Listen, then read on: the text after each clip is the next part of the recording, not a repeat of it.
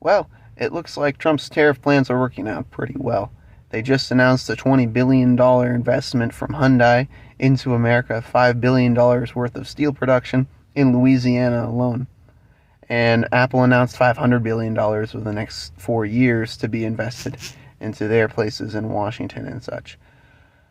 There's multiple reports coming out of all sorts of companies considering to do this. Nissan moving their headquarters from Mexico to America, as well as they're expecting Honda to maybe do some more production in Indiana. This is all being announced by the White House. The one about Hyundai was just announced a couple hours ago and has been reporting all over the internet now.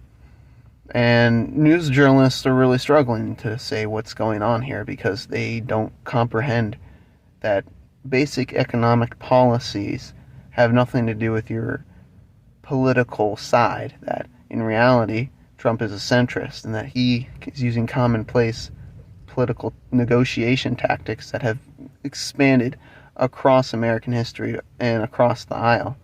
And he's seen which ones have been most effective. The doubt that Trump knows what he's doing and he's just throwing tariff prices on different countries for the fun of it has clearly been eroded as an idea. And now they're going to have to try and make everyone afraid that these aren't going to actually work out in favor, despite that every company that is valuable in the world is already investing in America to a certain extent if they're being wise. And why not increase that production now if they're penalized to do so in other countries which have bad labor laws and have slave labor in many cases, like in China, of children, and instead they can have a growing population of people who are hard workers and who are qualified in America and increase their production overall.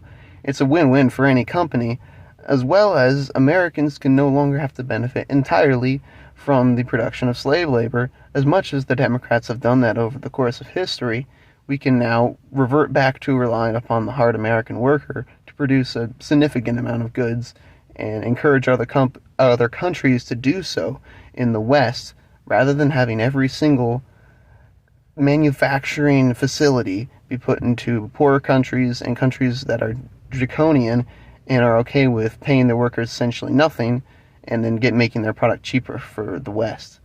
This is an overall moral decision that he's made to get China and Russia and other countries that have goods that are being exploited people and moving it to America instead, which will increase the overall wealth of the West and will lower the expansion of those terrorizing countries in the world.